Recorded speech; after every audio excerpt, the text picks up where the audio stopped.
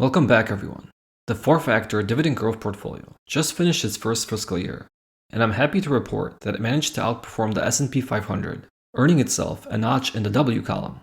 The final return for year number 1 was a positive return of 10.9%. The S&P 500 for the same period of time had a return of 10.14%, meaning that my portfolio generated 0.75% of alpha. While that isn't a big win, it is a win nonetheless, and I'm happy that the strategy is off to a successful start. On November 1st, so just a few days ago, the portfolio was rebalanced with new stocks, and it is chugging along for fiscal year 2. The first 3 days of November have been pretty strong for the market, with the S&P 500 seeing a gain of 3.94%, a welcome sight after 3 consecutive months of decline. The Factor portfolio got off to a slightly better start to November, as it's up 4.56%, or 0.63% ahead of the S&P thus far. Short-term market swings are meaningless, because this is a long-term dividend growth strategy after all.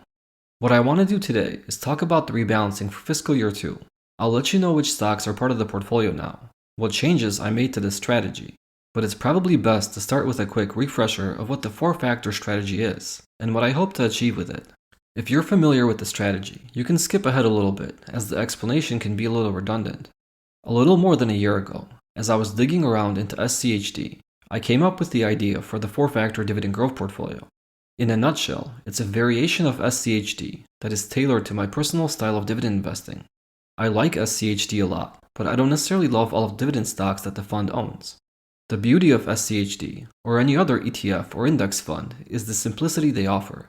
You invest in just one fund, but you gain exposure to tens or hundreds of stocks, without having to do all of the research and trying to figure out what's fairly valued or overvalued. The automation that ETFs and index funds offer make an investor's life simple, and more often than not, these investment vehicles generate better returns than individual investors. Let's face it, most investors, amateur and professional alike, suck at investing. We make emotional decisions, and we let our egos drive our decisions. While we may have periods where we beat the market, they are few and far between. In the long run, the average investor is likely better off investing in a simple index fund or ETF, which is a far less cumbersome process and will lead to a better final outcome. What the Factor strategy is meant to achieve is to blend the automation feature of index funds and ETFs with a personalized portfolio that caters to my own style of investing. My personal style of investing focuses on dividend growth while maximizing my total return. Essentially, what I aim to accomplish with my portfolio is to have a total return that is competitive with the broad equity market, all the while building a growing passive income stream that can supplement my lifestyle in retirement. SCHD is a great dividend ETF that has a strong track record and a simple to understand strategy. The fund tracks the Dow Jones US Dividend 100 Index that uses a simple process to identify the best 100 dividend stocks to hold every year. What I did for the Factor strategy is borrow the stock selection process used by the DJI US Dividend 100 Index, with a few minor twists, and applied it to a universe of dividend growth stocks that align with my investment style. The process starts out with the initial universe of stocks, from which I will select the best investment ideas. To find stocks for the initial universe, I apply 8 rules to all dividend stocks. Those rules are: a payout ratio of 80% or less, a 3 and 5 year dividend growth rate of at least 5%, a 5-year revenue and earnings per share growth rate of at least 5%. The stock must trade on the New York Stock Exchange or the Nasdaq. It must have a wide or narrow moat rating from Morningstar, and an exemplary or standard stewardship rating also from Morningstar. For the month of November, 133 unique stocks met all 8 criteria and were included in the universe of dividend stocks from which I was going to make my selections. To find the best stocks amongst these 133 dividend stocks, I used the 4 factors that were inspired by SCHD's underlying index. Those 4 factors are the free cash flow to total debt ratio, the 5-year dividend growth rate, the return on capital, and the forward dividend yield. I ranked all 133 stocks based on their metrics for these 4 factors and found which stocks appear to be the best across the board. The original Factor portfolio that ran from November 1st, 2022 through October 31st, 2023 included the top 30 ranked stocks with a unique weighing approach. If you're curious which stocks were part of that portfolio, you can find an older episode on my channel. The new Factor portfolio that was launched on November 1st, 2023 includes the top 25 dividend stocks from the most recent Factor ranking I put together on October 31st.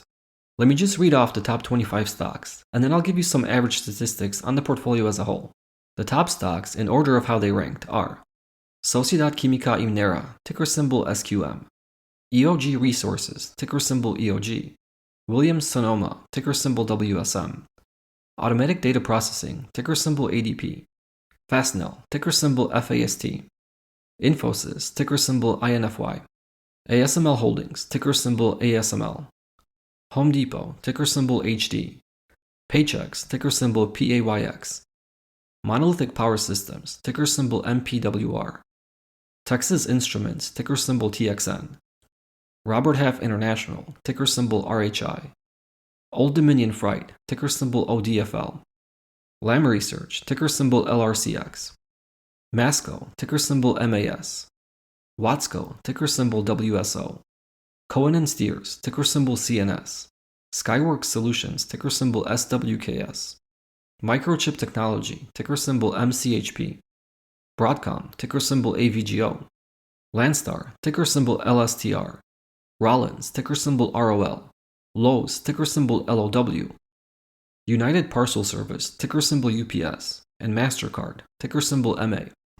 The average forward dividend yield for these 25 stocks as of October 31st was 2.43%. Collectively, they had an average return on capital of about 25%. They grew their dividends at a rate of 18.5% during the last 5 years, and their average free cash flow to total debt ratio was 416%. Although this is highly inflated by Monolithic Power Systems and Old Dominion, the new portfolio has an equal weight allocation to each of these stocks at a flat 4%. I moved away from using the capped float-adjusted market capitalization to set the initial asset allocation for this portfolio. The main reason for that was that this method favored larger companies and somewhat defeated the purpose of the four-factor ranking process. During the past year, I ran a mock equal weight portfolio with the original 30 chosen stocks for this strategy, and it turned out that an equal weight allocation would have led to a 1.35% better return. I also measured the individual returns for all 30 original stocks, and found that on average, stocks that ranked better in the four-factor selection process performed better overall. Out of the chosen 30 stocks, those ranked 1 through 15 had an average return of 13.37% last year, while stocks ranked 16 through 30 had an average return of just 10.71%. While I do realize that this pattern in total returns may just be a coincidence, I did decide to trim the number of holdings in year 2 to just 25 stocks, and also to adopt an equal weight asset allocation. The equal weight allocation was much easier to implement in my brokerage account, and it will be easier to keep track of going forward. This portfolio is rather small, sitting right around $2,000, and as such, it didn't really generate a meaningful amount of dividend income in its first year. The total dividend income in year 1 was $42.21.